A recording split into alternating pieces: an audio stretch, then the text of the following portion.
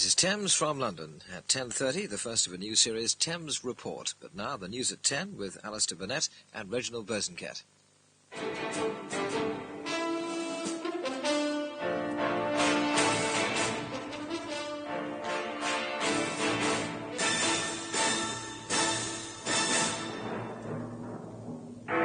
Politicians knew all about Thorpe and Scott, Bessel says. And Bessel talks of his liking for tea. Mr. Callaghan plans a Rhodesia summit in Britain. The Dock gets a second chance at Derby County. And Manchester City take their goal chances in Milan. Good evening. The magistrates in the Thorpe case have heard that senior politicians knew all about Mr. Norman Scott's claims that Mr. Thorpe and he had a homosexual affair. And they knew it years before Mr. Scott stood in court and said it publicly.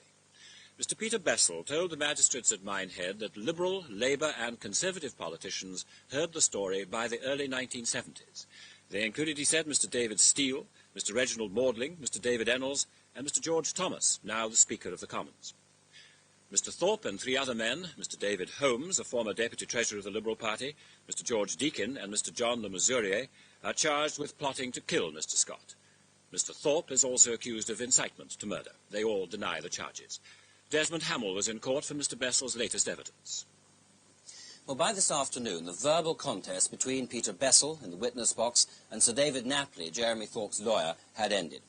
But before it did, Sir David had a lot of questions to ask him. In particular, he questioned Bessel about what he, Sir David, called the charade in Florida in 1971, when Bessel and Holmes had hatched a plot to fool Thorpe they would kill Scott in America when they'd absolutely no intention of doing so. Bessel said, "I believe that if Jeremy Thorpe would accept that if David Holmes, helped by me, couldn't succeed in murdering Scott, there would be no one else to do it, and that would be the end of the matter." Sir David said, "Doesn't that strike you as a singularly stupid idea?" Bessel said, "I can't comment, but it didn't seem stupid to me at the time." Jeremy Thorpe was under great strain over the death of his first wife and the election reverses suffered by the Liberal Party. I thought he was taking a less rational view of the whole matter than he might have taken later. But at this time, Sir David went on, didn't the following people know about Scott's allegations of a homosexual relationship with Thorpe? And he read out a list of names, amongst them Sir Frank Soskis, a former Home Secretary and now Lord Stow-Hill. Yes, said Bessel, and he agreed also to the names of George Thomas, former Secretary of State for Wales, David Ennals, then Minister for Health, and people who knew some time later Emlyn Hooson, Liberal MP. Yes, said Bessel again, and David Steele, now Liberal Party leader. And after a short adjournment, Sir David came up with three more names. First, Lord Byers, Liberal Whip in the House of Lords. I don't know about that, said Bessel. The London Police Commissioner, then Sir John Waldron. In hindsight, Bessel said, I presume he must have known. And Reginald Maudling, then Home Secretary? Yes, said Bessel.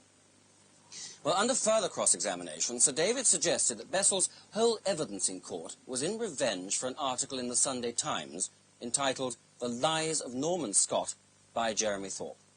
Bessel did not agree. Sir David said, in the course of this matter, you have acknowledged to me that you are an accomplished teller of half-truths. Bessel, last night, you put the point to me that I was an accomplished liar, and I agreed with you. I found it difficult to know when I was telling the truth. You, sir, are a most experienced advocate.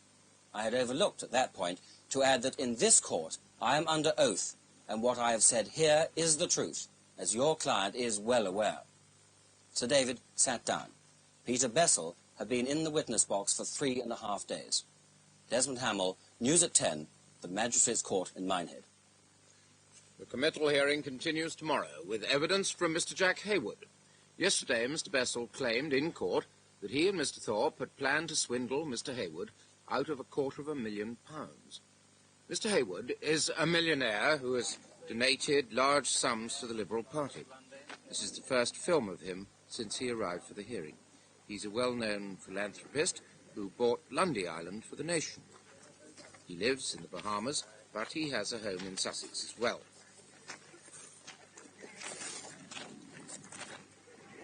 Mr. Bessel has had regular breaks in the hearing because of ill health. Carol Barnes has a word about his liking for tea. There's news in the papers about how you got this great passion for tea. I wonder if you could tell us about that, how you acquired it. From childhood. I've always loved tea, and I drink it in large quantities, usually about 20 cups a day.